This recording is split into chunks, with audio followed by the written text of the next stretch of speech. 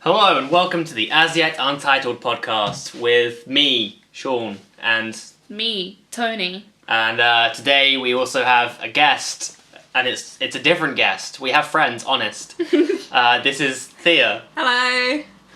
She's a person. I am a person. Anything else you want to do to introduce yourself? No, I think I'm a person. I think. Okay. I'll do. Well, Today we're going to talk about some old TV shows that we watched as we were growing into the humans we are trying to be today. yes. So it's going to be, I'm assuming, loads of 90s and early noughties shows.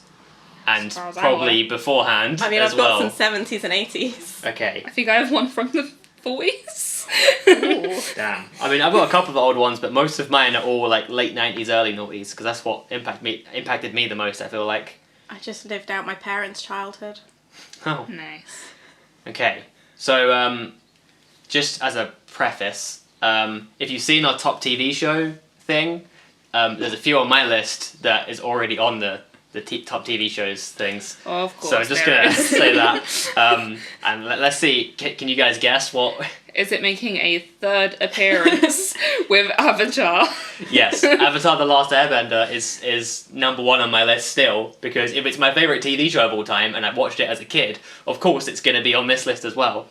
So yeah, and then there's also Star Wars The Clone Wars as well. I watched that as a kid, and that was also on my TV show list. So See, I'm watching that as an adult. Yeah. Because I'm an adult. I watched them when they was airing, so...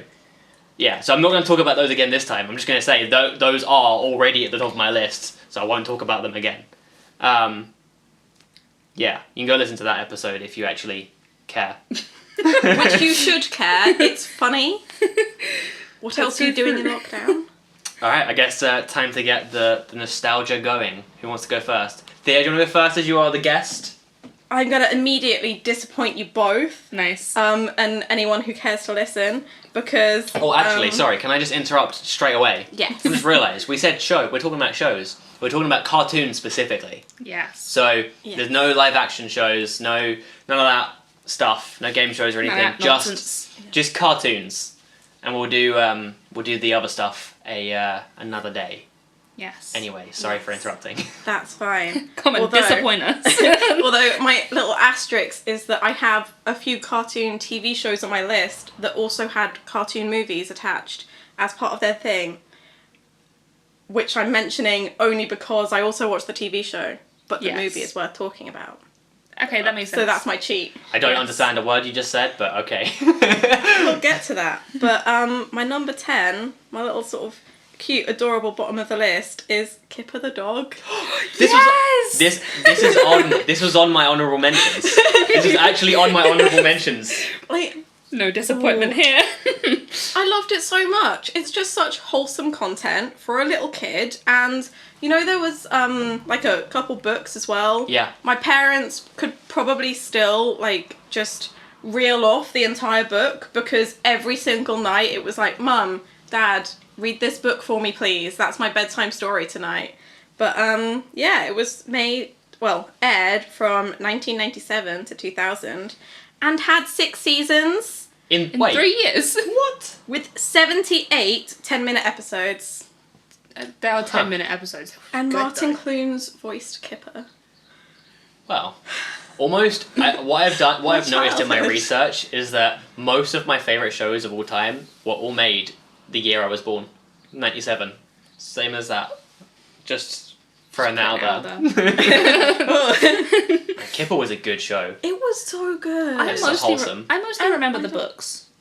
Like, that's Yeah. what mainly where my memory of Kipper is. I didn't is really in the have that books. much. I don't think. Kipper and I read Pig them. were like 2 best characters. And that was sort of me as a toddler, the days when I was an only child. Am I right in remembering that the whole background for the show was just white? Yeah. It was just plain white, and you was just focused on the characters and what they was doing. Like Yeah. a book. Yeah, It was and then great. if they walked up to something, then it would be. They just had And, like a nice sort of very linear and not super detailed staircase. Yeah. If that's what it was, or if there was like a little bit of a road, just a I line. feel like I remember That'll a do. pond in one of them. Yeah. Nice. I like that. That's cool. That That's was my not a wholesome number disappointment. 10. I've got hundreds, so I feel like I should go next. Yes. Because I don't have 10. I have like a lot. Okay, so For someone who can't remember anything, Sean remembers every TV show from his childhood. It's not that. It's just that I watched a lot of cartoons. I'm an only child. I watched a lot of cartoons. When everyone else was arguing with their siblings, I was sitting there just like glued to Cartoon Network. So, and on the Cartoon Network thing, my first one is Teen Titans. Came out in 2003. I haven't watched Teen Titans Go, I have to admit. Because it doesn't look as good as actual Teen Titans. I think, from what I can tell, it's a lot more comedic than it is serious, whereas the old one it had a lot of serious edge to it as well as the comedy side of it. Yeah. But yeah, I mean, the animation was awesome. I think it's the best DC cartoon, in my opinion, although there were loads of other good ones. The new Harley Quinn show. The new Harley Quinn show is really good, but it's a different thing. Yeah. It's an adult cartoon. Like, they swear a lot in that. And it's gory as hell. But no, like, I really liked, like, Batman Brave and the Bold and, like, all of the Batman animated series and Justice League and all those others, but, like, Teen Titans is the best, by far. It had, like, crazy action scenes. The character development was good. John DiMaggio was Brother Blood. And that's a name that John DiMaggio comes up a lot in my list, I noticed. Ron Perlman was the voice of Deathstroke. I love Ron Perlman. Yeah. And then obviously Tara Strong was the voice of Raven, and Tara Strong is probably on 90% of my list. Is she the one who does Bart Simpson? No. Who was that? I can't remember. I don't know her name, but at the end I have 3 voice actors that I'm going to do like a little appreciation thing for, and Tara Strong is one of them because they've been in so much of my list and so many other things that I love. So I have to like give that to them. But yeah, Teen Titans was sick. It's just a good action show. Do you want to go next? Yeah, I'll put something out there. Just trying to think where to start. I mean, I'm going for another one. I got tons. No, it's fine. My first one is going to be one that when we was talking about, memorable TV shows from as we were growing up, it's the first thing that came into my head, which was Mona the Vampire. Nice. Yes! Oh my god, I forgot about that! That's yet another one that was on my honourable mentions list. I remember going home after school, and then none of my siblings would be home. Like, this was a weird time, or well, they probably were home, or they were just doing their own thing. And I'd just be like, hey mum, can I watch TV? And she'd be like, yeah, sure. And I'd put on Mona the Vampire, and it was great. What was that? What channel was that on? I felt like that was on like... Was it CITV? I feel like it was CITV. CITV was a great channel for me. Honestly, just birthed so many great shows. It did. Anyway, just say it so you have a little bit of information about it if you don't remember it.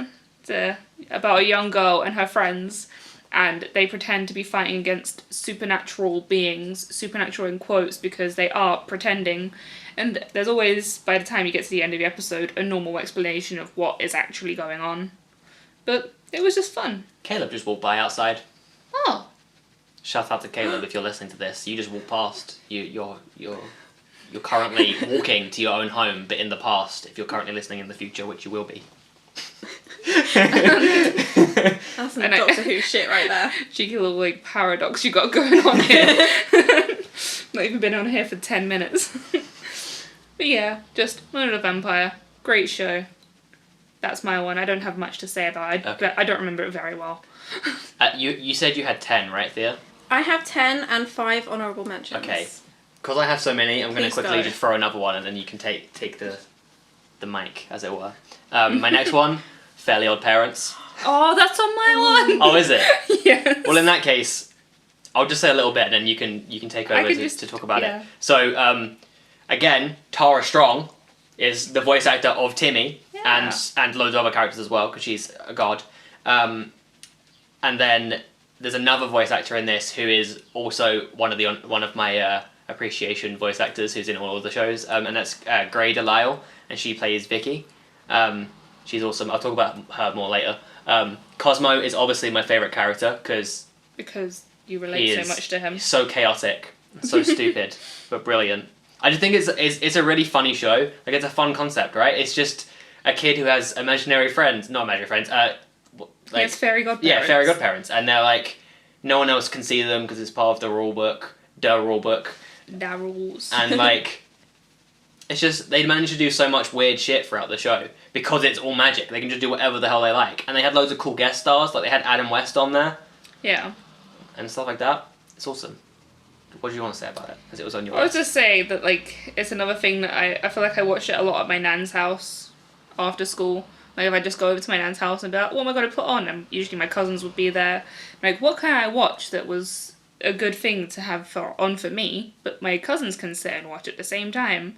So I just put it on, and it would just be fun. And, like, I like that there wasn't really too much of a structure to the kind of episodes. It was always just kind of like a random shenanigan that they ended up in that you didn't... you could, like, it wasn't the same every episode. Yeah. Like, it didn't have, like, that formula that makes a lot of kids' TV shows be, like... It was chaotic. Yeah. Just like Cosmo. And, but yeah, I just liked it, and the animation style was actually pretty good. It's, like, really different compared to a lot of other things. It was nice. The Crimson Chin was a great character. And so was, I can't remember the character's name, but it was basically like an Arnie yeah, I remember the one like parody, and he's like in charge of like all of the rules in the Fairy Kingdom. Yeah. He's cool. Okay, take the floor, Thea. Amaze us. My next one is Horrid Henry. Ugh. Don't judge, Gross. okay? I loved it because he was a little prick, but it was just... Despite him being horrible, it was still really great But it to was show just children. a rip-off of Dennis the Menace. Well, yeah, it was, but still, just... Your point? But Horrid Henry is one of those things, like, I was watching the TV show after school, but I was also reading the books because I loved spending time in the library in my primary school.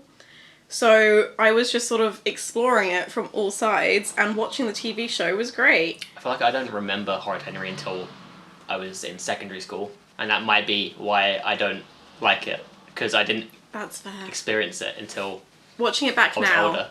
it does not really stand up.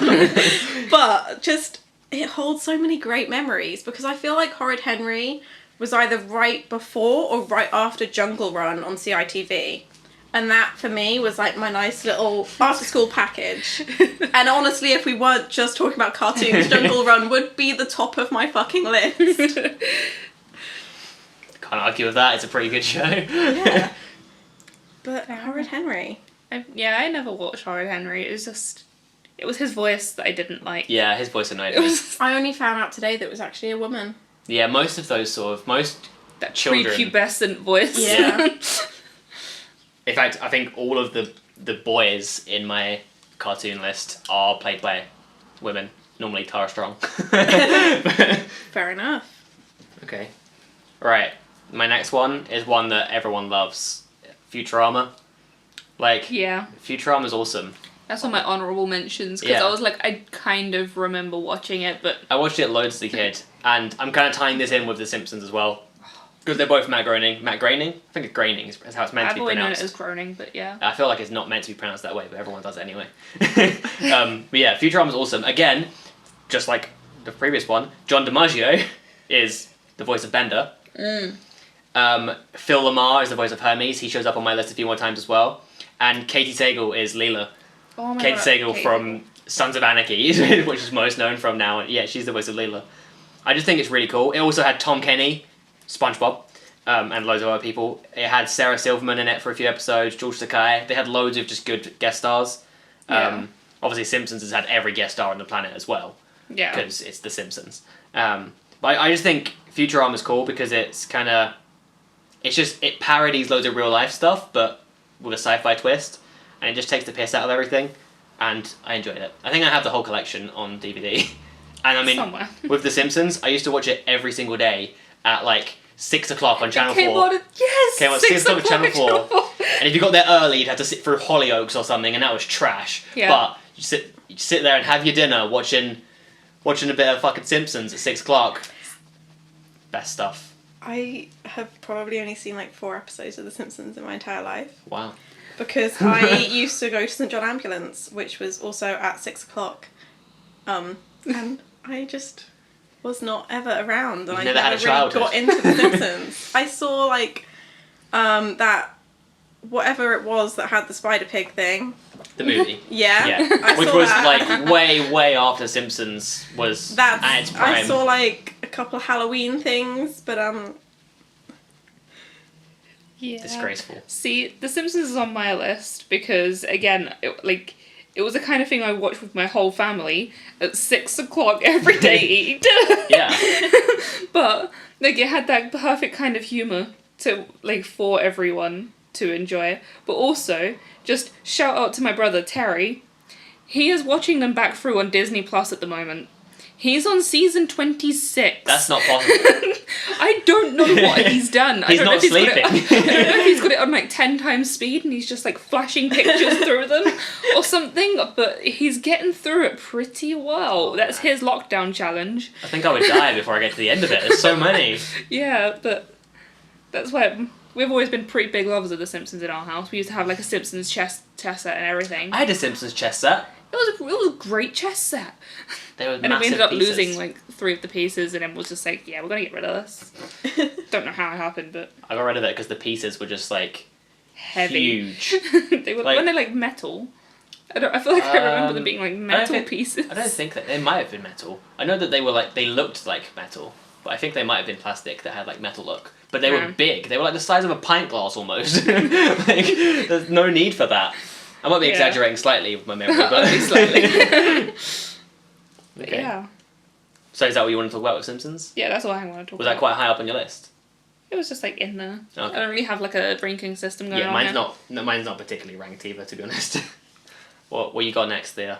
I mean, mine to be honest isn't really ranked either. Like I have a top 4, but everything between like 5 and 10 is all stuff that I have either equal fond memories or I'm fuming.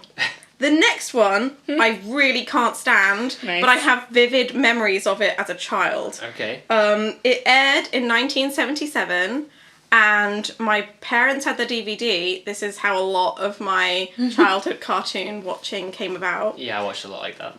But it's called the Flumps. I remember that. Yeah, they're little Vaguely. balls of fluff. They're monstrosities. And it's stop motion. There were 13 episodes.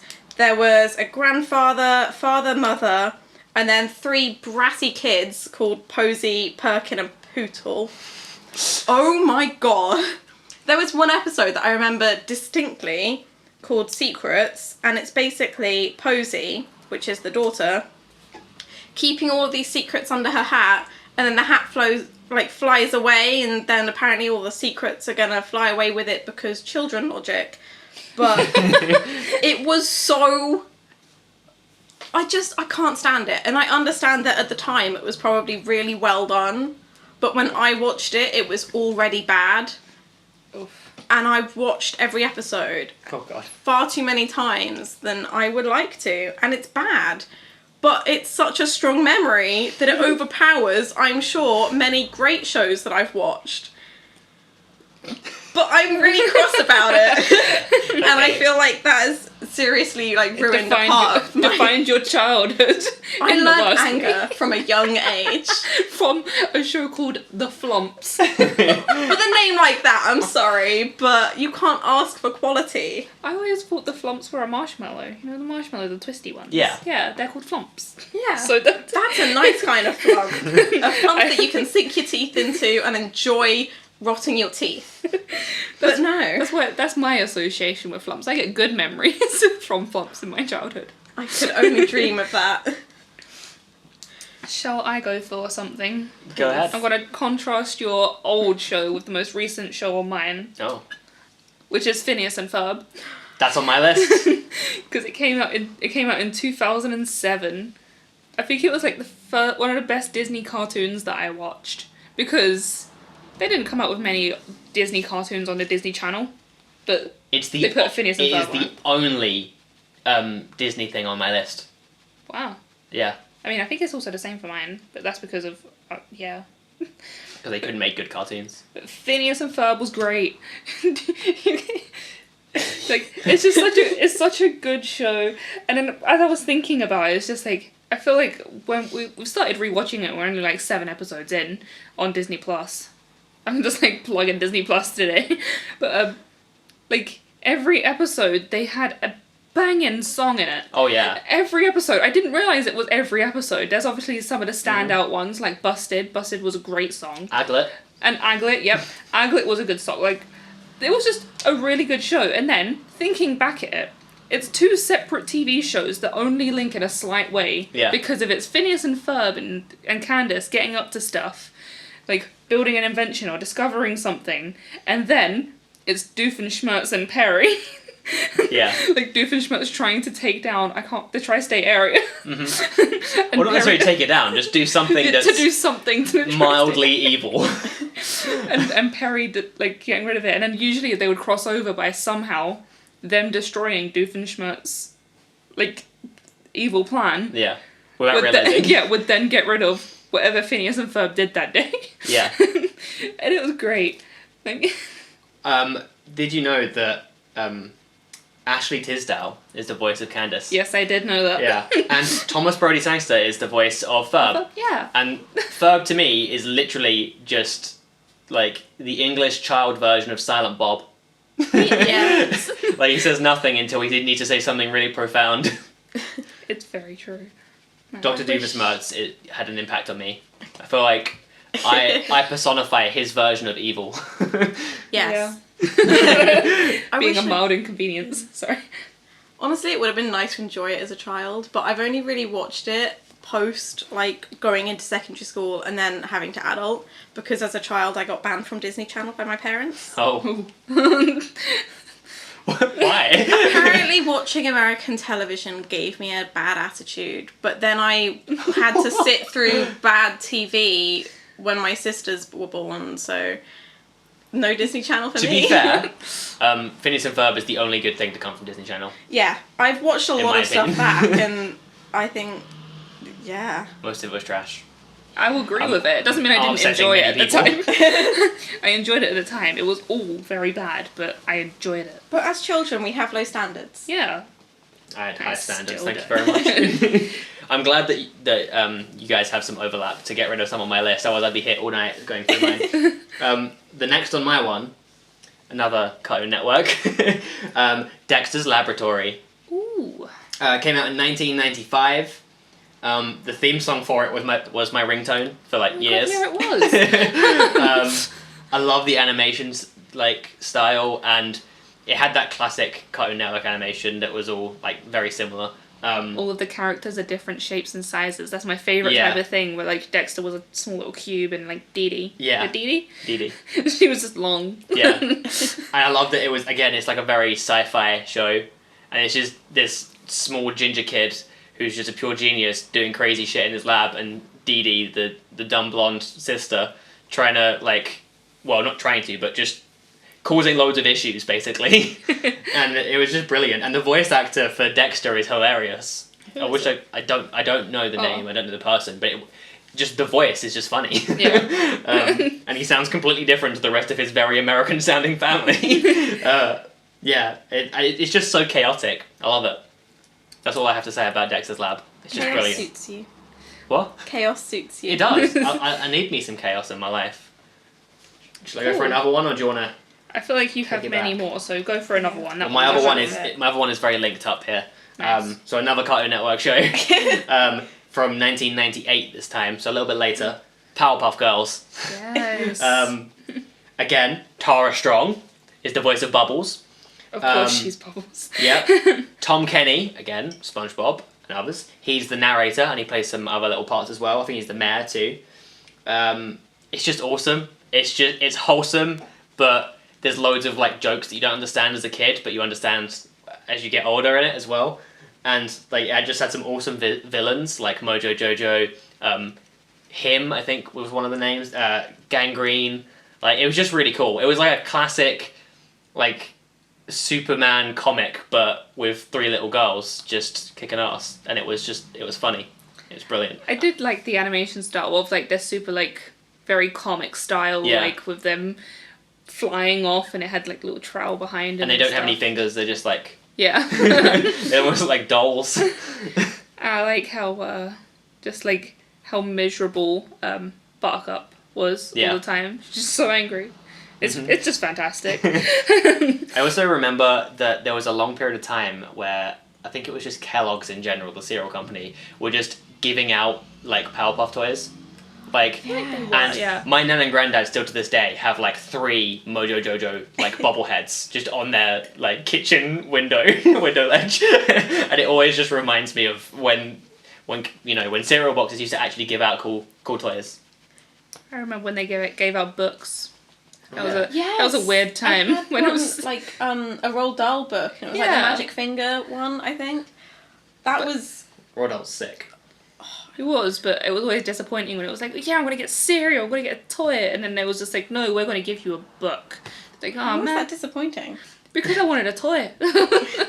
I had books. I just lived in the library the entire time, so more books to me was just heaven. Fair. Alright, who's next? Thea, give us another one. Another old one, what a shock. But mine, the original show aired from 89 to 91, and it is the Super Mario Brothers Super Show. Oh, wow. What? So there was like, this is the one when you first like mentioned the idea that I was like, is it okay if there's a little live action segment at the beginning and the end, but the whole story is animated? It's this. And basically there were 2 seasons, 52 episodes in as a whole, and it was just the Mario Brothers, and it, much like the video games, it's the same formula every episode. Yeah. Bowser is a prick. The Mario Brothers come along. Oh no, trouble. But they fix it. And then the princess is saved because she is not a very good feminist and can't save herself. So what was the live action part? It was just Mario and Luigi in, I think, their house, but it kind of looked really shitty. And sometimes they had guest visitors, like, I guess celebrities at the time, or like minor celebrities. But they were just chilling in their home.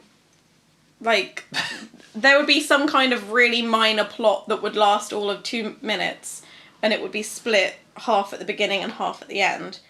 But I remember insisting that me and my sisters could watch this, and I think it was my dad who bought the DVD, because I think it's something that he was sort of, I don't know, like, more sort of him watching it at some point.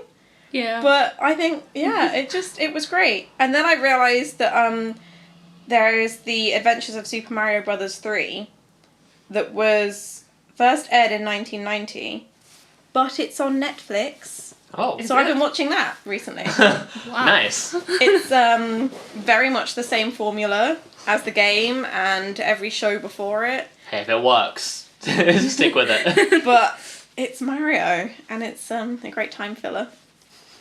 Fair enough. Nice. But yeah, that What is you my got little number for us? 7. I'm gonna go for another like old show. This is my oldest show of something that came out in 1940. At least that's where it's said that it first aired. It's very difficult to be able to tell. Which is I think this is on my list. which is Tom and Jerry. Yep, it's on my list. Yes! It holds up. I would mention. I would actually watch this again currently. Yeah. It was so good. It's phenomenal. The only time it went downhill was after the film came out. I very slightly remember the film. It was bad, and they spoke. Yeah, well, no, when they started speaking it and became friends, it was bad. The whole point was that it was a violent show. It was slapstick comedy. It was them Literally fighting a cat each and mouse other. chase. Yeah. But it was the kind of thing that my whole family would sit and watch. Like, we would go into anyone's like living room. Go, oh, we're gonna Boomerang? on Boomerang. Yes. Boomerang was my childhood. So it was like we would just sit there, like, what should we put on? And people would be like, I don't want to watch this. I don't want to watch this because my family whines a lot. But They're listening. And then suddenly, They're gonna attack you now. I'm talking about like mostly the younger ones. Like, hey, Yeah, I don't sure. want to watch this. So Doubling then it back now, aren't you? Yeah. And then it would take one of the adults in my family to go, that's it, we're watching Tom and Jerry. And we'd all sit there and enjoy it, even though people were like, oh, I don't want to watch watch it. And then we'd put it on and be like, this is hilarious. Yeah. Why did we complain? But it's great. Yeah, it was so... When you said 1940, I think what it was is that the Hanna-Barbera company, or before there was that, and they was just separately, you know, whatever his name, Hannah, or whatever her name, Barbera, I don't remember. They were just making like comic strips and stuff, I think, and like shorts. But then it became a thing TV slightly series, later on. yeah. Yeah, but it was still really early. And also, as it's on my list as well, like Yes. my favourite part about the whole thing is just that it's just amazing orchestral music behind it. Yeah. Just that there was no dialogue or anything. It was just orchestral music that set the tone and made you feel, you know, anything that was being felt. And it's the best example in my mind of how music can evoke emotions and stuff. It was awesome. But I did like as well, like, they didn't talk, but other characters did. So, like, their, But the characters Nan, who spoke, and then, like, you the could owner. barely see their faces. Yeah, like, Yeah. it was like, Like the actual humans, it was always just waist up. I feel like even then, like, at times it was just, like, even just, like, The dog knee spoke. height. And, yeah, Yes. is it Tyke and Ike? The dogs. I'm not sure. I feel like Tyke was Ike's little child, which got introduced a bit later on when they was like, we need to get more marketing. What do? We add a tiny puppy. dog. We add a puppy, which it worked. But like the sort of paternal protection over it was just, it added such a nice little layer to that character. And it was essentially just Jerry tricking Tom into making it look like Tom was trying to attack the puppy when he wasn't. Yeah. But there was just like so many different characters that just showed up, and like if you look at the old episodes as well, the kind of things that they would encourage. So I remember there was a black cat that every now and then Tom would like interact with, and I just remember for some reason they were smoking. Yeah. And I was like, But there this was a is lot of something smoking and stuff. this is something that was not encouraged when we were growing up. Yeah. But then you'd see this kind of show and they'd still air it because they wasn't doing anything wrong. Well, yeah, it didn't make you want to smoke. Yeah. It was just funny. That's why they had to change it, I imagine, because it was too violent for what they saw as being sensible. Yeah. It's like, well, it didn't cause, like, there was no murderer out there or violent person. It's like, oh, Tom and Jerry made me do this. Oh my god, that would be the weirdest murderer. I'd honestly love to just sit in that courtroom and listen to that whole thing if that ever happened. Why did you drop a piano on that man's head? Tom and Jerry! This is such a mad mental image of just how they're gonna even set up these things, or even just like, I know there was a lot of frying pans involved. Just death by Yes. frying pan. Frying pans have been constantly like revisited in cartoons, like Entangled Yeah, as well, I was which gonna I know say is that. completely irrelevant, but you know, frying pans are useful. They hold up. Okay. So, do you want to give out another one? I'll go for another one. And you'll never guess what network was this from. Or was it on Nickelodeon? It was on Cartoon Network. No, a Cartoon Network one. Another old one from 1996. Most of mine are from like the late 90s. It's weird. Yeah, so Courage the Cowardly Dog. It's creepy as fuck. Ooh. It's have you seen it? I've seen some of it. Okay, so it's Yeah. I mean it's a comedy. But it's just creepy. The whole thing is that it's a scared dog who is essentially protecting his elderly owners from various spooky like things that are happening on their farm, and like the old man hates him and tries to scare him all the time, and the old woman like loves him, but like he's just like the most scared, frightful dog all the time, but he's like trying to stop horrible things from happening to them. That's so wholesome. But it honestly is like there are episodes that are actually scary. They're creepy as hell, even though it's all animated, and there's like weird animation things that they do sometimes, which are like a different animation style into it, which adds to the creepiness. Isn't there a whole thing about how this is like the reason everything looks so scary and so big is because of you are seeing the world from the dog's point of view. Yeah. Like that is actually the point of it that they don't make so obvious. And he's just a scared dog. Yeah, he's just a dog Sweet. witnessing the world and being like, oh my god, everything is terrifying. It's an awesome Not show wrong, though. to be fair. Yeah. Alright. Do you want to take the next one, Thea? I mean, I've got a really nice segue there because Okay. you've gone from something that's a little bit creepy, and I'm gonna take that creepy and meet you with children's horror, which is Grisly Tales for Gruesome Kids. Yes, that's on my list as well. Which, the original CBBC. TV show. CITV. Was it CITV? I thought it was on Yeah. CBBC. Okay. I'm hurt. But, basically, it was a children's book, written by Jamie Ricks, and then it was adapted for TV. Was it claymation? I feel like I remember it being like It was mildly it was claymation.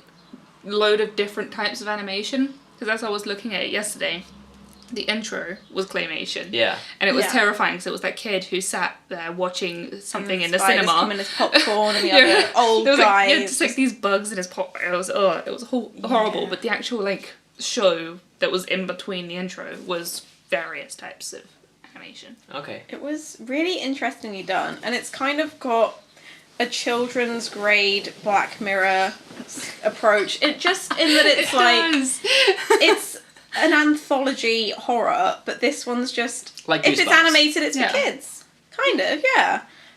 But basically, the child is just always a prick and always ends up dead, disfigured, or otherwise miserable. Oh. And I love it. It was Yeah. basically just don't be a little shit because bad stuff happens. And honestly, my favourite episode was called The Barber of Civil. And it's basically this barber who offers free haircuts to kids. And then he cuts out parts of the children's tongues that make them so bad-mannered. So these really bratty, rude kids go and get a haircut. He cuts out, like, the rude part of their tongue and bottles it up. And then all of a sudden, they're just these lovely little children. I mean, they're still children, so they're not lovely, but I love it. But there are It's like a otherwise moral known as lesson. It seems very Goosebumps. Like, it seems like it's just an animated, slightly more modern version of Goosebumps.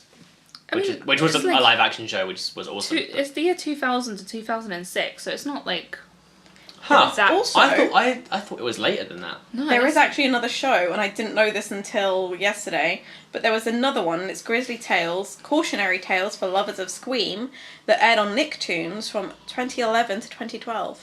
Back That when might the be what world I'm was supposed to thinking of. end. Huh. But I remember this one because of, along with Mona the Vampire, this was on around about the same Yeah. time. I was too busy watching stuff on Cartoon Network. Oh. No, no. Lovely. Someone's nicking a car.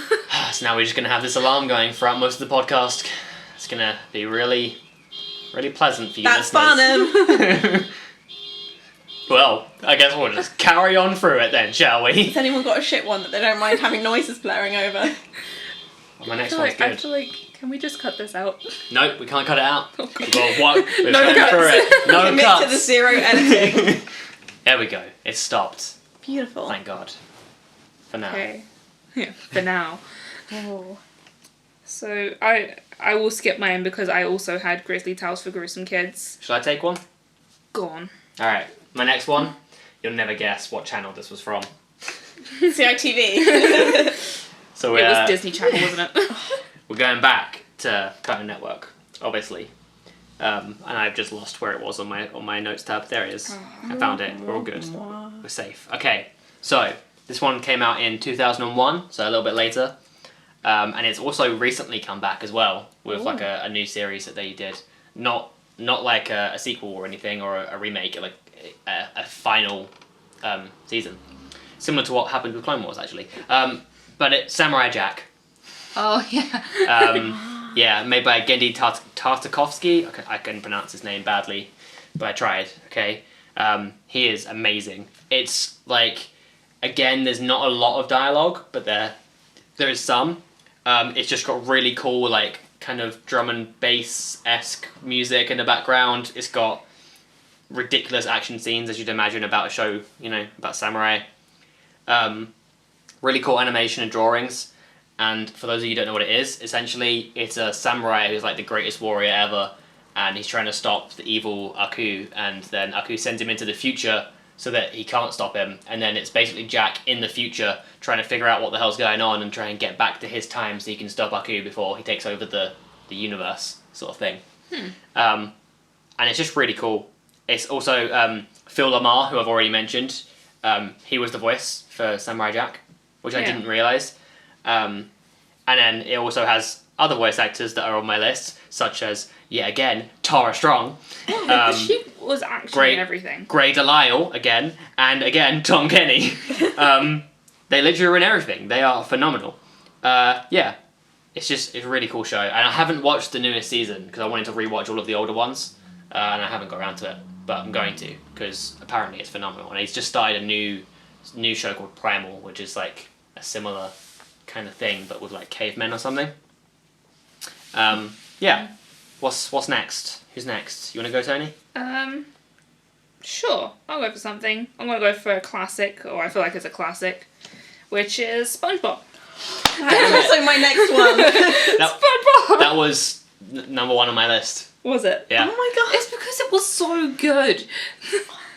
Like, Everyone has memories of it. yeah. Like, no matter where you also, like, you can jump in at any point. Yeah, with the newer it gets, like, I feel like it's not as good. Yeah. But you can drop Same in at with any Simpsons. point. Yeah, but you can drop in at And any Tom and point Jerry. and still enjoy it, though. Like, it's still got an enjoyability about it at every point. It's got a formula, but not so strict as Mario. It's just Plankton will maybe turn up, and if he does, he's a dick. Yeah. But it's got a lot. It's got a lot going on, like loads of different stuff, and the films are really good as well. The Yes. SpongeBob movie was actually so good. The David Hasselhoff one. Yeah, like, Yes. I didn't realise it was Scarlett Johansson that voices Mindy, as in King Neptune's daughter. Huh. oh my god. Yes. When I found that out, I was so Shook. ridiculously happy. And obviously, it's Tom Kenny who voices SpongeBob, and Yeah. about 10 million other characters in SpongeBob. He plays literally, basically every character that isn't one of the main characters. It's Tom Kenny doing the voice. Yeah. Yeah. But yeah, I thought I'd just bring it up because it's one of those things. I feel like I specifically remember watching this with Terry, my brother, again, shout out Terry, because he enjoyed watching it, because he grew up watching TV just as I did.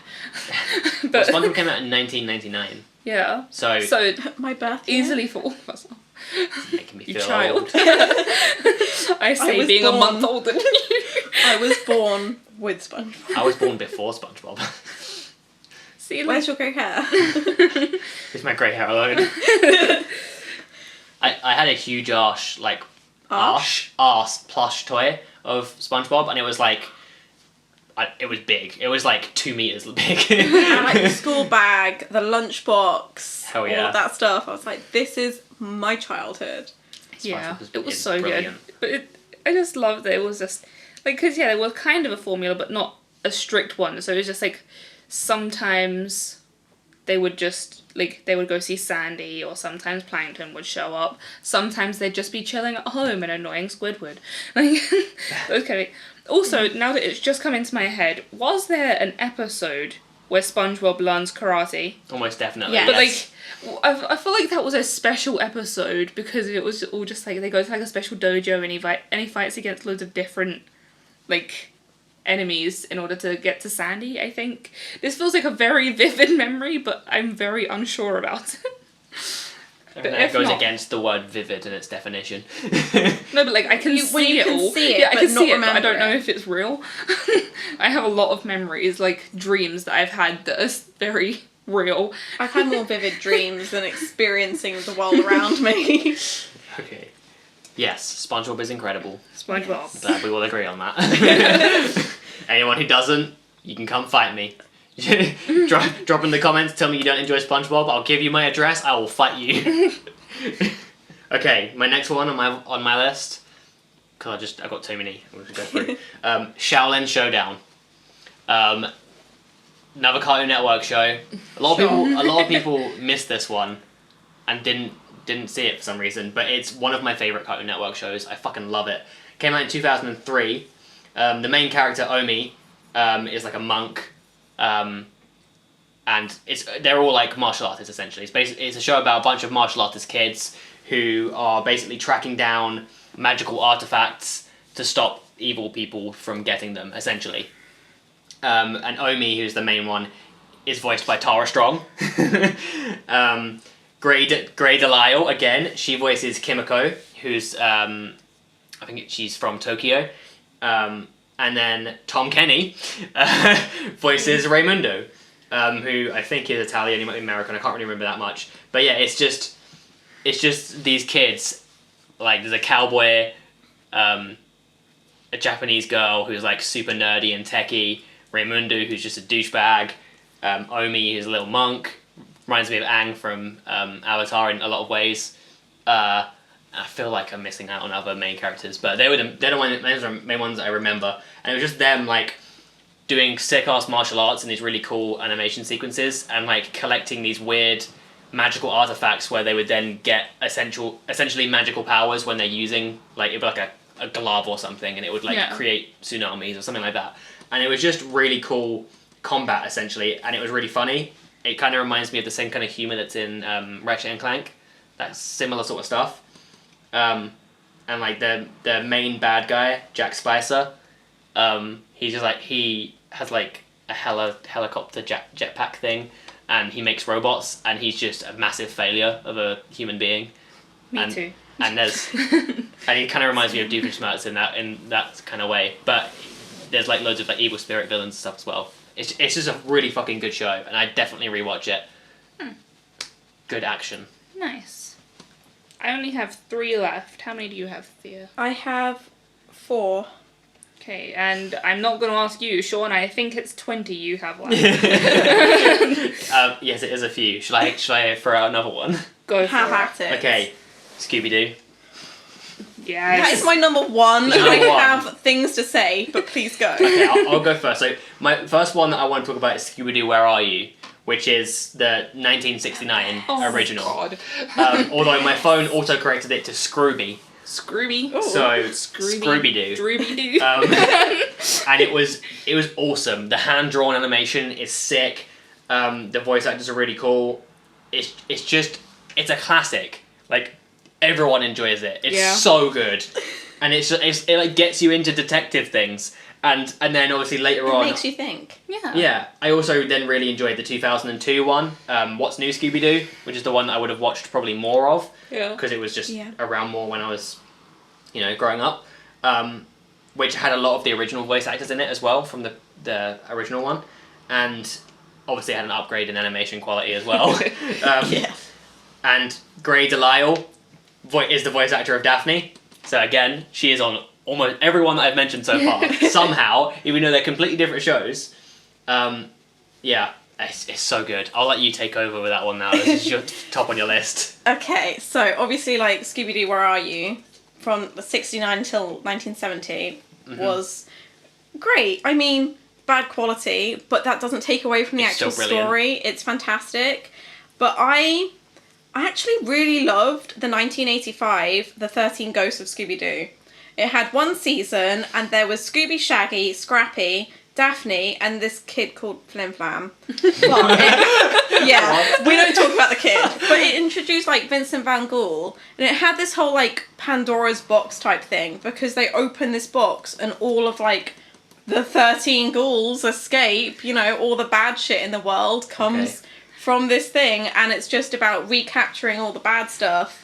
But there was also, like, the 2001 Scooby-Doo and the Cyber Chase, which was such a great film. I vaguely remember that. They just get sucked into this video game, and there's this, like, blue, spiky-looking, electric bad guy character, and it's basically just programming, but they also meet, like, the video game versions of themselves, and it's really well done, because it's, like, their old sort of drawings, their old design, like old coloured for the shirts as well. It was really nicely done.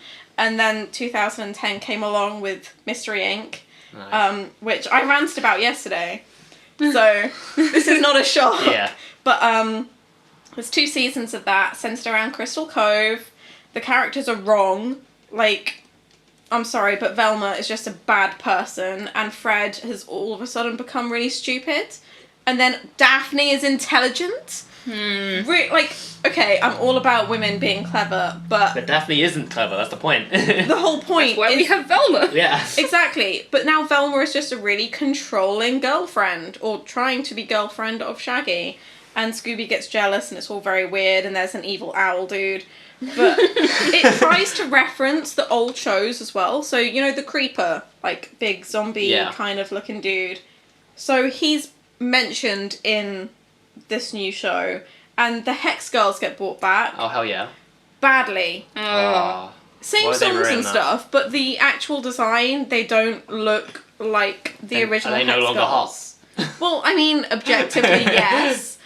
But it's not got the same kind of they look like they could be villains kind of energy. Yeah. Which is the point of They when they were soften them up. introduced.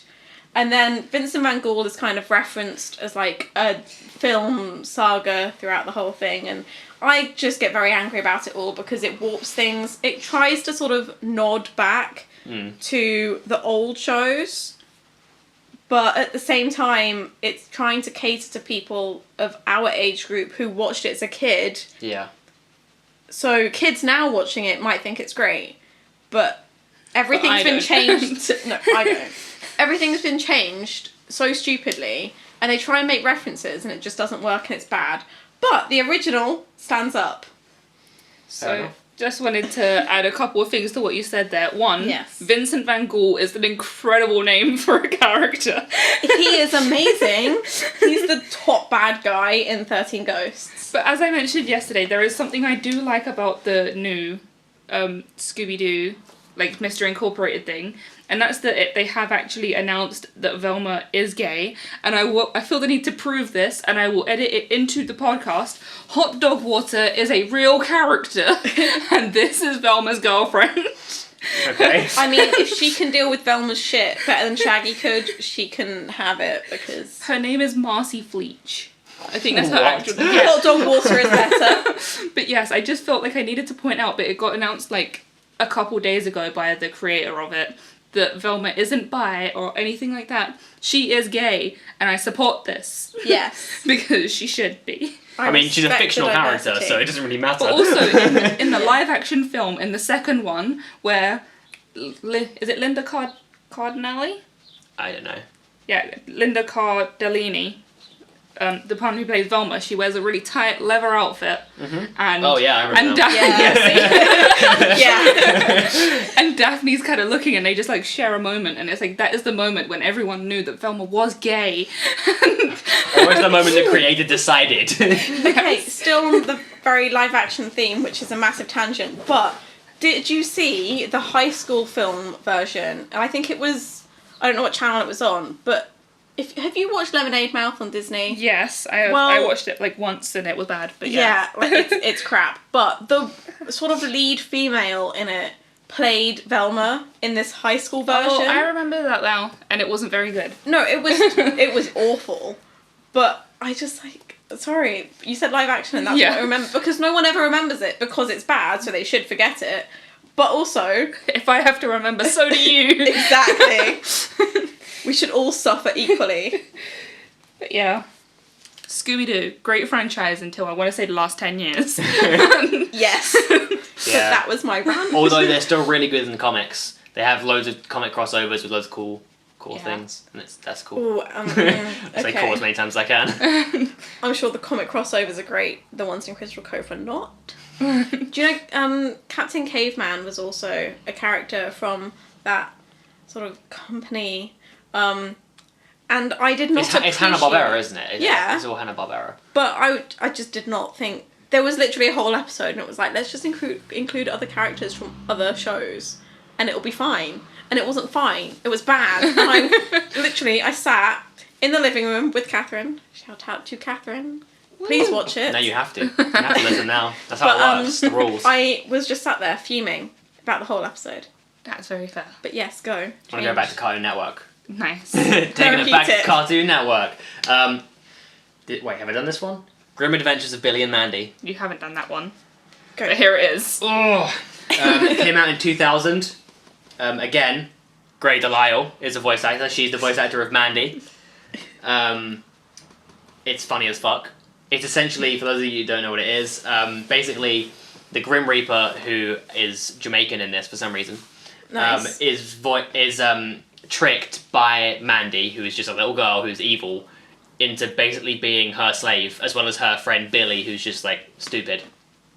Yeah. So the Grim Reaper is this all-powerful being that is now just a slave to these two little kids, and the whole premise of the show is that him just trying to deal with his life, dealing with these one absolute idiot and one like scary manipulative psychopath girl, and them just doing crazy adventures.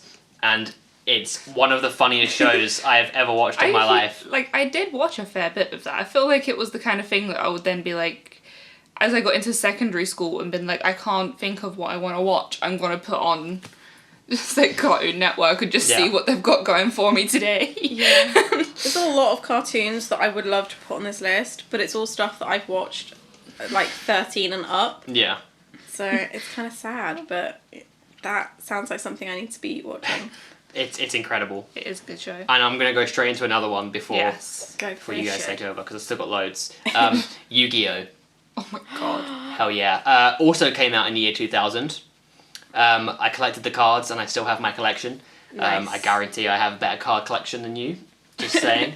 Is that bragging? Can I brag about that? I also, the character design was really cool. And although it was like crazy fictional, but the like ancient Egyptian based storytelling that it had in it was really fucking cool. Obviously all of the different monsters are really cool. I'm gonna say cool loads. The latest show that they did, YuGiOh GX, that wasn't too bad either. But I've been rewatching YuGiOh, and I mean they explain a bit too much about what they're doing all the time, but it's still every kids show, or a lot of shows. As soon as you think about it, a lot of shows will tell you what they're doing as they're doing it. Yeah, and as soon as you become aware, that's it. But YuGiOh does it a hell of a lot. But it's still a very really thing as well. Yeah, it's still a really good show, and I definitely recommend it. Right, I'll let someone else take over. Alright, I'm going to throw one out there. I don't know if this will be on yours, Shaun, because I don't know I don't know specifically what shows you watched, but I'm putting Johnny Test out there. That was on my honourable mentions. Johnny Test, I just remember watching it a lot more than I do with anything else. Anything that was on Cartoon Network is on your list. Pretty much. Yeah. But I just remember watching it like a little bit. Yeah, again, all of the TV I consumed was waiting to leave my nan's house after school. So I'd finish school, go to my nan's house because it was literally opposite the school, and then I'd sit there for a couple hours and then go home after. But yeah, just Johnny Test was great. And if you don't know what it is, I'll have a little bit of a description of what it is. So it's based around Johnny, but his two sisters, they are twins. And it's shocking that he's the main character. But yeah, he has these two sisters that are twins, and they are geniuses. And they have a lab in their attic, and they do loads of experiments, and they use him as their guinea pig. And it seems legit. Yeah, and then because he ends up being basically just a science experiment all the time, something usually goes wrong, just like those kind of normal formula of something where it's like, they want to do a test, they do it on Johnny. Suddenly Johnny ends up in some kind of predicament and causing some kind of shenanigan. Yeah. Because he's essentially Bart Simpson, except each episode he has a new magic power. Yes. Or science power. But one thing that it doesn't have, like Simpsons doesn't have, is a talking dog. You're right. Which Johnny Test does have. It's a trope of any good cartoon, a talking dog. It's such a good thing to just hook you in, like, oh, it has a talking dog, I'll give it a go, and he's kind of sassy. Like, I can't even think, I feel like he reminds me kind of, not Bender, but I feel like he also does kind of give me, like, Bender vibes, where it's just, like, he's a bit, just, like, sassy. It's always like, you shouldn't be doing this, but I'm a talking dog, so I'm going to encourage you as well. So, yeah. That's all I really have to say about it, just that I remembered Johnny Test from growing up, and I just thought it was kind of cool. Cool animation. He did cool character designs. Nice. Yes. Go on, Thea. My next one needed to be said. It's Wallace and Gromit. Oh. Because I think it's important to mention. Yeah. And it was great. Was that a TV show? Kind of. It had episodes. There were episodes. They weren't there were films, but they were short episodes, right? They took a long time to make, so there was like one episode every like long time, basically. Every long time. Every long time. But there was A Grand Day Out, which was Pop into the Moon for some cheese and crackers. Which is on every Christmas, and I watch it every Christmas. Yeah, exactly. Who doesn't, right? But that was in 1989. Wow. And then 93, there was The Wrong Trousers with that thieving git of a penguin. 95 had A Close Shave with the sheep-stealing homicidal robot dog. Then 2005 had the film Curse of the Were-Rabbit. 2008, Matter of Loaf and Death with a homicidal baker girlfriend. And then there were spin-offs as well because it was that amazing. So they had Shaun the Sheep from 2007 until now. It's still going. Represent. And Timmy Time 2009 until 2012. I don't know what Timmy Time is. I have to admit that. I do know it because it's part of the Shaun the Sheep world, which means I've seen it. And my granddad loves Shaun the Sheep and Tom and Jerry as well. But Tom and Jerry and Shaun the Sheep were the two things that, like, that's my granddad's, like, little childhood sort of thing. But Shaun the Sheep's not that old. No, but, like, we watched it as kids, which means my grandparents sat through it as adults. And I never watched it as a kid, but obviously I very much knew it because, you know, it's my name. It's everywhere. I'm just putting this out there. I haven't seen a single Wallace and Gromit thing or any of Shaun the Sheep. What See what I have to put up with. This is what I have to put up with on a daily basis. I don't like the animation. It kind of scares me. She doesn't like claymation. I mean, to be fair, like, the very first one, A Grand Day Out, is kind of the first time round with that. It's awesome, though. It's janky, but it's awesome. But the thing is, you would think I would have watched it because that's how I managed to befriend my best friend, Georgia. Shout out to Georgia. Because we sat down in science class and she sat next to me and went, cheese, Gromit, cheese. And I was like... Did it come with, like, the hand motion, too? Yeah. She did that. And then she went, do you like cheese? And I said, yeah. Do you? And she went, no. And that was the start of a great friendship. Beautiful. What a wholesome beginning. So I should really watch Wallace and Gromit because of that. One of them. Just watch all of them. We'll do a binge. Oh, God. We'll go for all of them. Join. Sure. Honestly, like... Wallace and Gromit. Okay, shout out to John. He needs to watch this. But The Wrong Trousers with a homicidal penguin. Well, homicidal, thieving. He's just a bad person. Penguin. Bad penguin. Bad penguin. Okay, penguin's not good. John, learn your lesson. But it was so good. It's just so nicely done. And they have so many different, like, sets. Okay, we need to get a move on. I just realised how many I have left, and we're running out of time. Skip over all of the following rounds. No, we have to keep it going. We just got to be quick. Right, I'm gonna speak really quickly. No, I'm not. Fire. Teenage Mutant Ninja Turtles. Yes. Nice. The 2000. I can speak English. I swear. The 2003 version is the one I grew up watching. The original came out in 1987, and James Avery, Uncle Phil, from Fresh Prince. Oh. He was the voice of Shredder. Oh. Yeah, so the original one's awesome, but I mostly watched the 2003 version. Is this the thing that shocked you earlier today? Oh no, there's like, that's coming up next, but this did shock me a little bit. Yeah, the 2003 version, it had amazing animation, the action sequences are awesome, it had really cool stories, the characters were brilliant, funny, but also they had a lot of like character development and like kind of deep stuff in it as well. And it was really violent, which is great. It went on for 7 seasons, and it was really popular, like way more popular than one before it. But it ended up getting cancelled because it was deemed too violent and controversial for a kids show, which is disappointing because it was phenomenal and it was really fucking good.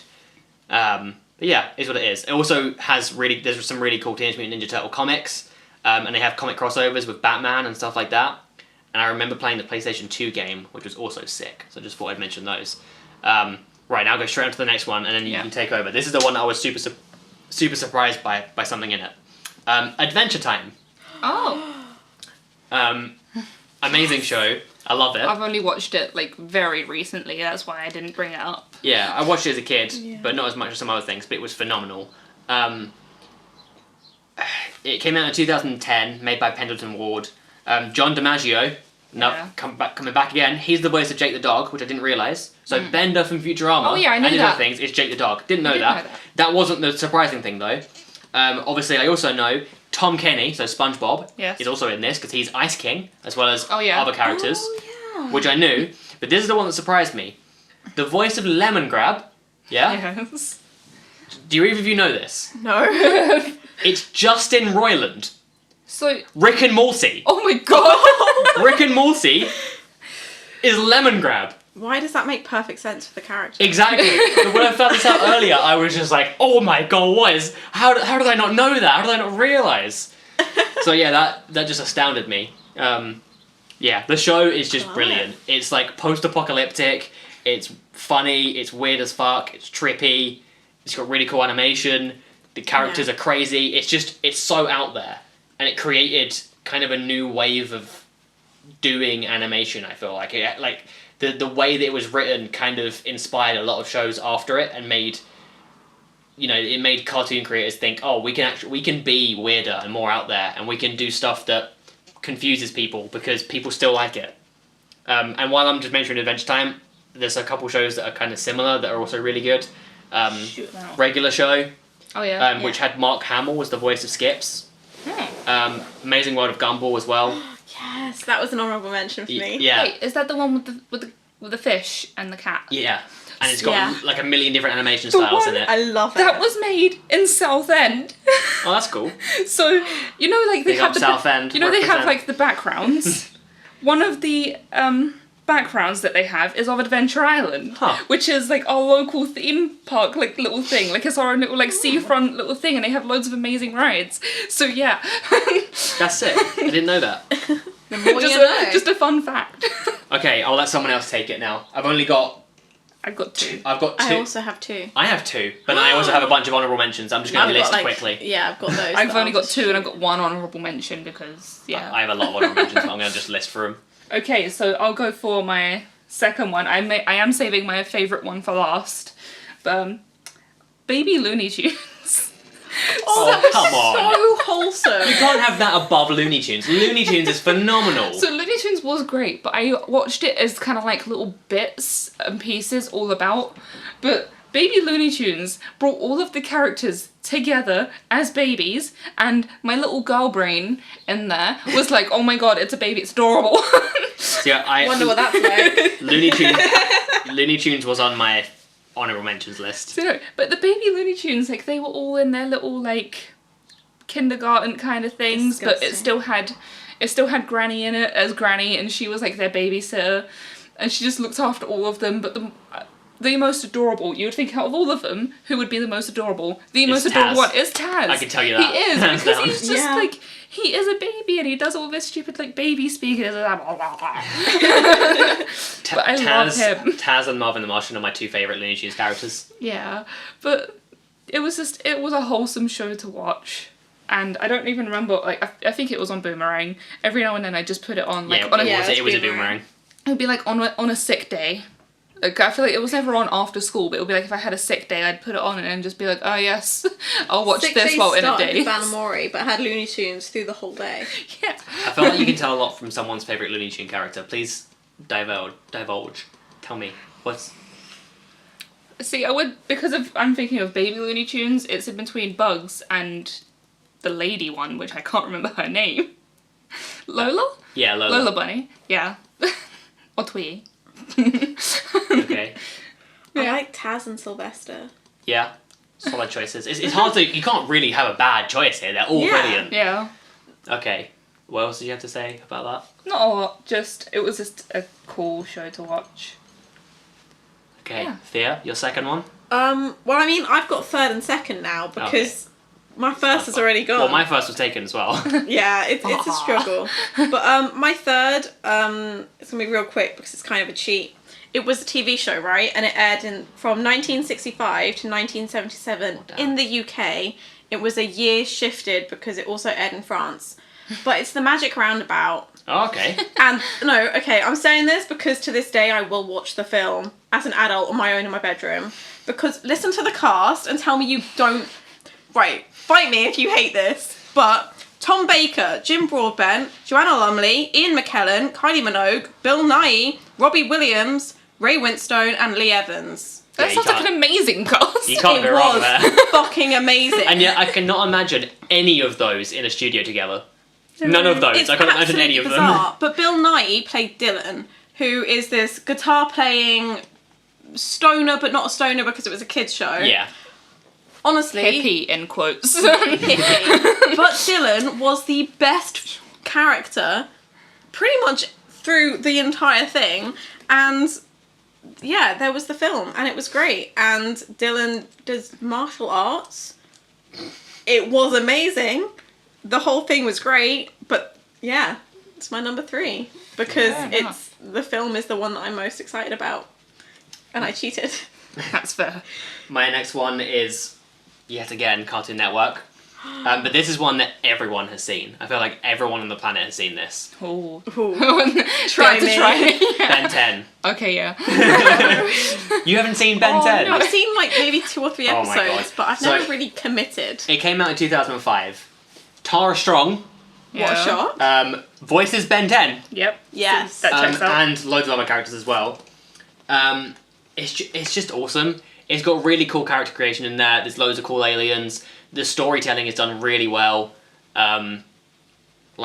It gets better the longer you watch it because it just goes into more and more detail, and like it's got a lot of world building, and I love when a show has a lot of world building and there's loads of lore. Yeah, I love that. That's why I love Avatar so It much. gives it something to actually settle into Just instead rich of context. just something to sort of watch and have on. And it's awesome. And also the follow-up series were also pretty good too. I mean, I only watched one of them, and it's like he's now like a teenager instead of being like a kid, and it's really good. And he's got like full control over the Omnitrix this time.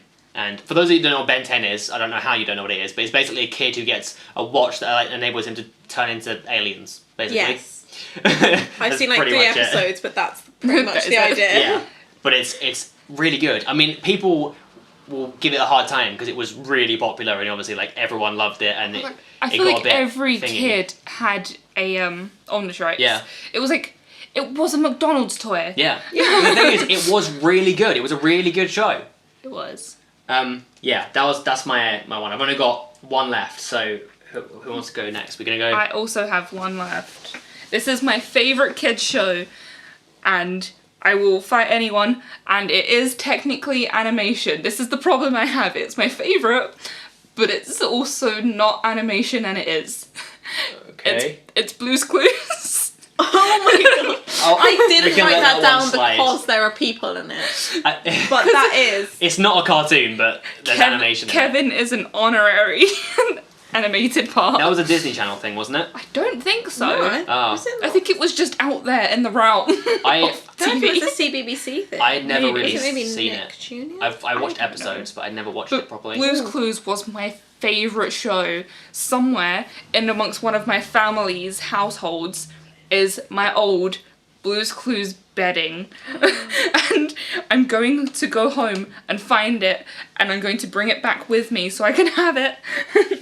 But, oh my god, just Blue's Clues was so good. So this one did have like a formula, but that's because it was it was made for toddlers. But in my research, I found out that they actually based it kind of like how Sesame Street did. They wanted it to be an educational show for kids who couldn't afford better education. So it was just like, oh, we're going to try and like stimulate them as much as we can. So they had their formula, which was, well, I'm going to say Kevin because we watched the UK one, which had Kevin, the true host of Blue's Clues, not those weird guys in America, but Kevin. It was like, oh, here is a puzzle that we're going to solve. And then Blue, she would show us where the clues were, and she would show us the clues. And it was great. Yeah. It is It was just fantastic. similar like Dora the Explorer kind of thing, where it's very much but just it was in a house. yeah, but it was still like the same kind of Yeah. like teaching you things by showing you and making you shout at the TV screen. Yes, Right. and it was amazing. But kind of more the Go Diego Go vibe where it's actually good. Yeah. Well, I didn't like any of them personally. Dora was an abomination. I never really watched any of them. So one thing I also wanted to say, there's the handy dandy notebook that they had in it. Yes, So I loved it. I'm gonna try and find one so that I can have it for my final degree work. And if none of my teachers get it, I don't care. Like, no. You want me to get personal with it? Here is my handy dandy notebook. If I will say my last one next, because then we can Go have for it. Thea the guest doing her last one. Yes. I feel honoured. So you were Honoured. first and last. Pokemon Oh, God. Yes. It's a good show. started in 1997, just like Ooh. me. I Started in watched all of the early series and films. Played all of the games. I collected the cards and I still have them, and again, I challenge you, audience, I challenge you to Pokemon. The theme song is obviously sick. Everyone knows the theme song. You start singing it, everyone's going to sing along. And I still own a little plush Charmander. Yeah. Charmander's so cute. I don't even know if Charmander's my favourite, because there's just so many to be my favourite. But it's such a wholesome show. There's loads of cool action. There's, again, a really rich world, loads of context. There's loads of... You can just fully dive your whole life into it if you wanted to. Did I introduce you to the Pokemon rap? Because I feel like you didn't hear about it. I just didn't know. I didn't remember it. Matt, the Pokemon rap was one of the main things I remembered, because obviously there's the Pokemon theme song, but then there was, at the end of it, the Pokemon rap, and it was just so good. Yeah. So yeah, if you haven't seen it, I'm not going to give you like a little, like, I'm not going to start spitting bars or anything. But go, if you're on YouTube already, go look at the Pokemon rap, because it was the best. But yeah, that's all I have to say about Pokemon now. I still have a Pokemon poster that I have owned since I was, very young. I don't remember ever getting it. I've owned it my whole life and I still have it. I don't know how it survived. Just a constant in your life. Yeah. We need with these the things. OG Pokemon as well. Oh, yeah. The other ones don't count. They were okay, but they don't Well, count. they do count, but the newer ones are a bit shit, let's be real. Yeah. Okay, what's your final one, Thea? I feel like this is a disappointment for a final one. But it aired from 98 until 2004 with 9 seasons. And it's Bob the Builder. Yes! Nice. That was on my honourable mentions. Okay. But, like, honestly, it was just such a great episode. And it was, like, yeah, you can fix it. And Wendy, a woman, can also do construction if she likes, by the way. But, and this will shock you, and I'm really... please prepare yourselves, because the 2001 film A Christmas to Remember is one of my favourite films, and I watch it as an adult. I will request it as part of our Sunday afternoon viewing after our family roast dinner. I love it. Wow. It's got Elton John in it, and it has such a little piece of my heart, and it's the only Christmas thing I like. I once met Bob the Builder. At a Butlins or something. I think I have a picture of you somewhere on, those little rides that you have inside the shopping centre. Oh, no, you have a picture of me as an adult sitting inside. Oh my god. What's the yellow one called? The digger. I can't remember his name. Oh no. Google it really quick, we need to know this. Wait, Is it the digger? If you shout it loud enough, there's Broly is the green we one. could hear you. And then there's... Do it like Dora. What's the digger's name? Oh god, here I am. Can't hear you, audience. Is it Scoop? Scoop. It's called Scoop. Wow, that was so obvious. Yeah. Scoop. There's a picture of me as a 15-year-old with a monster or something sitting inside Scoop. I respect You this. say 15. You were 19. What's the difference? That's still fine, honestly, because Bob the Builder is amazing. The new ones we don't talk about because they're bad. I don't care what anyone says. The animation has been ruined. And they've got 3 camera angles now instead of 1. Ugh. As in they're just doing the animation from other points and trying to make it like it's live action, but no. It's bad, we don't like it. But the original is so good, and I love the film, and I don't care that it's Christmas. It's got Elton John in it, and there's a really nice wholesome story of Bob's twin brother coming back for Christmas Day, and it's really cute, and I will cry. I'm sorry, I can already tell, just as someone who attempted to make a film once, they went for twin brother because they couldn't be able to design a new character. Yes. And so they could do all of the stereotypical, this is Bob, and then there's loads of plot points that are very much getting mistaken. They did childhood flashbacks as well, and it was so cute, and I just, no. I feel like I've now witnessed a whole different side of you, where one of your favourite films is a Christmas Bob the Builder film, but I feel disgusted by that. The internet gets to know that, and I'm a little bit sad because I don't do Christmas. Okay. That's my thing. Now that our lists are complete, other than the extras, before we say our honourable mentions, I just have to do my appreciation of the 3 voice actors. Yes. So, Grey Delisle, I think that's how her name's pronounced. She is the voice of Azula in Avatar. She's the voice of Mandy. She's the voice of Kimiko. She's the voice of Daphne. Samantha from Danny Bantam. Frankie in Foster's Home for Imaginary Friends. Tootie, Vicky's little sister in Fairly Odd Parents, Padme in Clone Wars, the High Priestess in Samurai Jack, and loads of other things. Nice. She is a ridiculous voice actor. To name a few. She is amazing. My next one, Tara Strong. She is Tibby Turner from Fairly Odd Parents, Harley Quinn and Barbara Gordon and Poison Ivy, as well as many others. She is Raven. She is Ben 10. She is Dill Pickles in Rugrats. She is Ashy in Samurai Jack. She is Bubbles. She is Omi in Shaolin Showdown. And she's loads of other people. She's also like loads of the ponies in My Little Pony, I'm pretty sure. She is phenomenal as a voice actor. And then my final voice actor appreciation, Tom Kenny. Obviously, SpongeBob, as well as the many, many SpongeBob voice characters. The narrator in Powerpuff Girls. Ice King in Adventure Time and loads of others. He's a bunch of voices in Rick and Morty as well. He does stuff in Final Space. You can pretty much name a show or a game, and Tom Kenny has been in it at some point. So those three people, they need more fucking respect. People need to know these names because they are way more impressive than any other t-shirts. people. Exactly. Hell yeah. And just quickly, just want to say that my favorite channels ever for cartoons in order. I wonder which Cartoon Network. Then Nickelodeon, then Boomerang. Yeah. That's how it's got to be. Yeah. Yeah. That checks out. Who wants to go in with their honourable mentions? Well, I only have one. You go ahead first then. Just Totally Spies.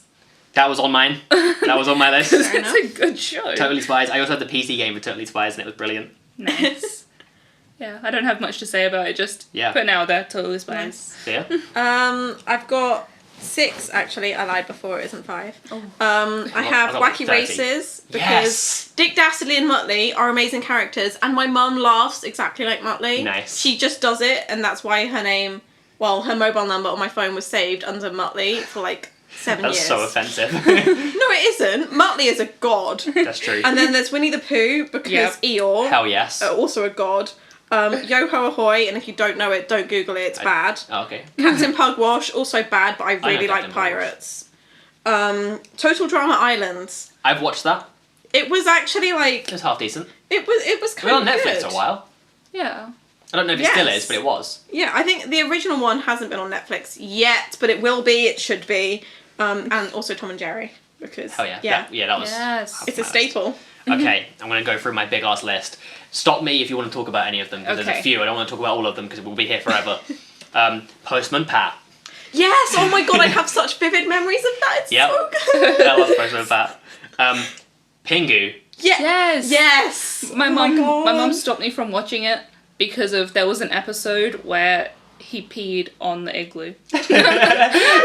Why is she Because I feel like it was It's my mum or unhygienic. someone, and they was just like, it's rude. And I was like, but it's a penguin.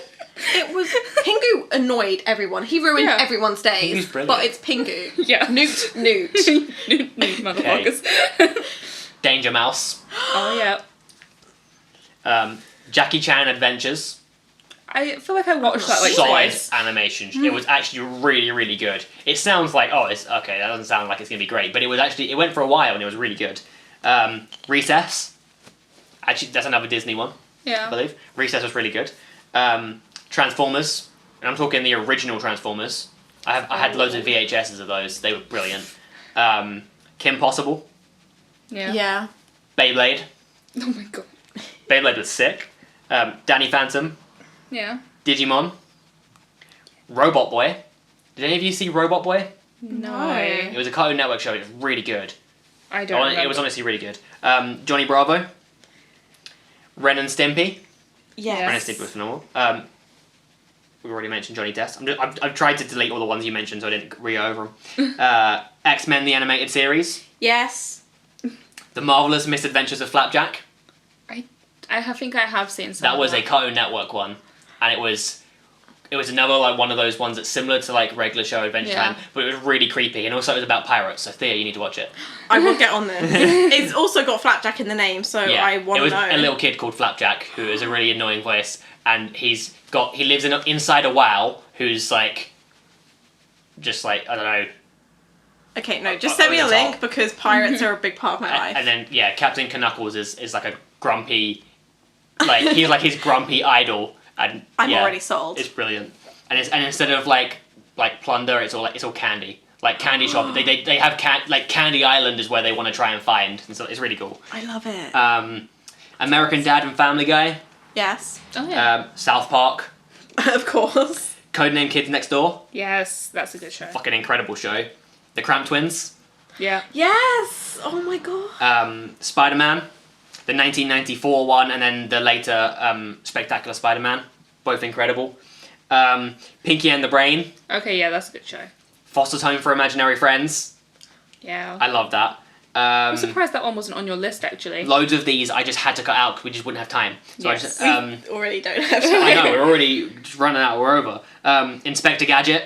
Yeah. I used to go on like late night all-nighters when I was meant to be asleep, and I'd just sneak into the living room, and the only thing that would be on Cartoon Network at that time would be Gadget Boy or Inspector Gadget. So essentially, so I just watched that. That reminds me of Pink Panther. I don't know why would that's make Pink connected, Panther. Yeah, but that would be yes. on as well. And then my final one is Ed, Edd and Eddy.